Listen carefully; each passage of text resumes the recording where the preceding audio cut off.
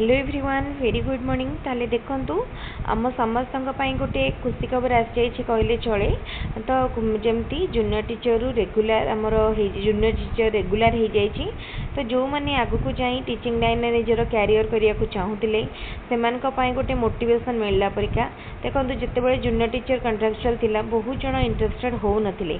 एबे किंतु कंपटीशन बहुत टफ हो कहीं रेगुलर हो गला जूनियर टीचर जेमती हाई स्कूल कंपटीशन होता ठीक सेमती कंपटीशन हम। आउ गोटे जिनस देखो आमर government of Odisha school and maths education department तरफ कौन आसी जाइए आमर वैकेंसी लिस्ट आसी आमर केते वैकेंसी रही आपड़ देखिपारे। देखो आउ केते आमर डिमांड रोचे माने student strength wise teacher student ratio केते मेंटेन हवा कथा केते अच्छी।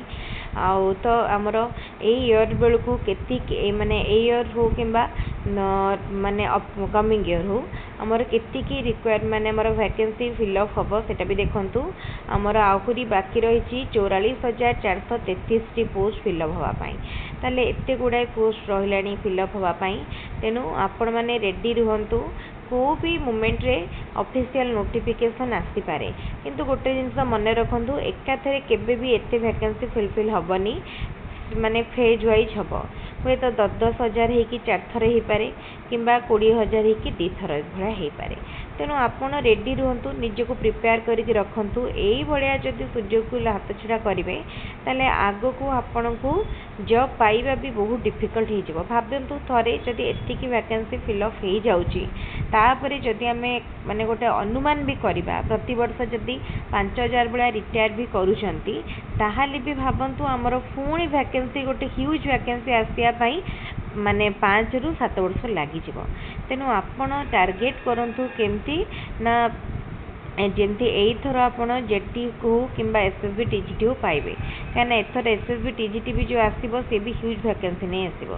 तेणु एथर माने सबुठु जदि अधिका जॉब अपॉर्चुनिटी कोठी थाए सेटा होची टीचिंग लाइन। टीचिंग लाइन में जॉब अपॉर्चुनिटी बहुत अधिका सैलरी भी बहुत भल फैसिलिटी भी बहुत भल। जदि निजर क्यारियर करने चाहूँगी टीचिंग लाइन रे एटा सबुठारु गोटे आज दिन में गोटे माने कह बेस्ट डिसीजन सबुठारु माने रिस्क फ्री कहीपर टेंशन फ्री कहीपर। तो आम जोटा को आम कहीपर कौन निजर आपड़ जदि बीएड कर भावतु आप बीएड कर सीटी कर जॉब पाई लगुच आपड़ कौन कले एत सब पाठ पढ़ले ट्रेनिंग कोर्स कले तापर पुणी आसिक कॉम्पिटिटिव लगे। तेणु आपणकर पाठर आउ कि भैल्यू रही आपड़ चेष्टा करूँ किपर टीचिंग लाइन में निजर क्यारियर करेंगे। जदि आप ट्रेनिंग कोर्स नहीं माने बीएड बा सीटी बा एमएड किसी भी करें आपड़ चेष्टा करूँ किपरि जनरल माने हमर टीचिंग लाइन रे आपणकर क्यारियर करेंगे कहीं एते वैकेंसी आपण अन्य कौन फील्ड रे मध्य पाइबेनी। ताल देखंतु एग्जाम आमर जेमती 2023 रे हेतिला मोस्ट प्रोबेबली से भलिया एग्जाम हबो माने गोटी एग्जाम हबार चांस बहुत रही। किंतु कही हबनी जदि स्टूडेंट बहुत अप्लाई कले एप्लिकेंट संख्या जदि बहुत बढ़ीगला एवं जदि आमर एग्जाम कंडक्टिंग बॉडी डिसाइड कला कि 2टी फेज रे एग्जाम हबापाई माने प्रिलिम एवं मेन ताले ठीक से भलिया हबो। प्रिलिम हबो प्रथमे तापरे हबो मेन। देखंतु आप जो भी प्रकार एग्जाम हो ना कहीं आपण ता सिलेबस को स्टिक रहंतु। आपण सिलेबस तार देखि नियंतु कौन कौन एग्जाम रे आसीबो रीजनिंग हो कंप्यूटर हो पेडागोजी हो आमर मैथ साइंस किंबा सोशल साइंस ईवीएस जहाँ भी हो माने आमर जहाँ भी पढ़िबो जिके जहाँ भी पढ़ो आपड़ प्रथमे गोटे माने प्लान ऑफ स्टडी प्रिपेयर करंतु केमती पढ़े कौ सब्जेक्ट आपणकर वीक कौ सब्जेक्ट रे आपणकर माने एक्सपर्टाइज अच्छी ताको आपण देखंतु।